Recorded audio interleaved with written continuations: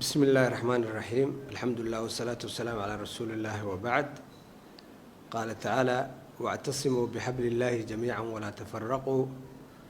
وقال سبحانه: واطيعوا الله ورسوله ولا تنازعوا فتفشلوا وتذهب ريحكم واصبروا إن الله مع الصابرين.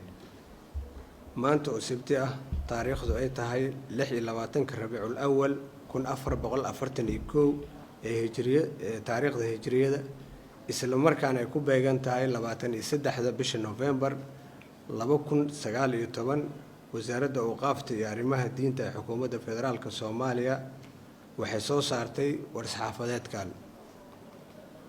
wasaaradda awqaafta iyo arrimaha diinta ayaa mas'uul uga ah dalka arrimaha diinta sida uu qabo dastuurka Jamhuuriyadda Federaalka Soomaaliya qodobka 3 farqadiisa koowaad.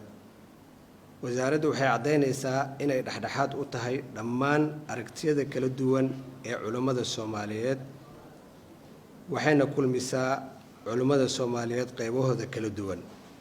wasaaraddu waxay u mahadcelinaysaa dadaalada Sheekh Maxamed Cabdi Umal iyo culimadii la socotay ay ka geysteen gargaarka shacabkii Soomaaliyeed ee ku waxyeeloobay fatahaadihii ka dhacay gobolada dalka qaar ka mid ah. wasaaraddu waxay sheekha u mahadcelinaysaa khudbadii uu ka jeediyay masaajidka Isbahaysiga oo si wanaagsan u dhacday kadib markii ay qayb ka mid ah bulshada Soomaaliyeed ee ka codsatay Sheekh Maxamed Cabdi Umal in uu qabto muxaadaro guud ayuu sheekha aqbalay arinta oo ay soo dhaweeyeen hay'adaha xukuumadda oo ay wasaaradda hormuud ka tahay.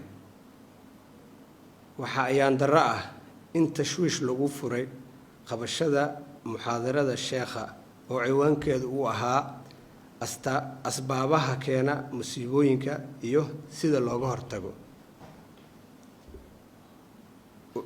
wuxuu sheekhu soo jeediyay isagoo tixgelinaya duruufaha ku xeeran